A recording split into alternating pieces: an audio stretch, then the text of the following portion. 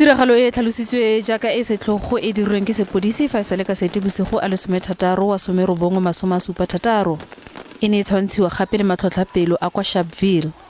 Unlike all the massacres that occurred under apartheid, this was the first massacre that was actually perpetrated in a way by us. Because those times we could say, well, it's the apartheid government, what do you expect?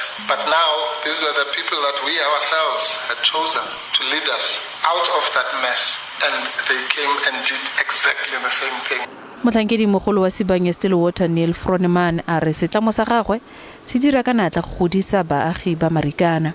We've seen the impact on the families and the community of Marikana. We therefore made a very conscious decision that we meaningfully contribute to the solutions.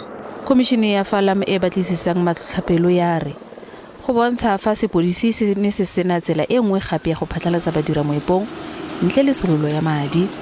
Itsitsintse gore go batliwe setlhopha sa baitsanape go lebelela sešwa mekgwa e sepodisi e dirang ka yona le go tla ka mekgwa e mentšhwa ya go laola boididi ntle le go dirisa dibetsa.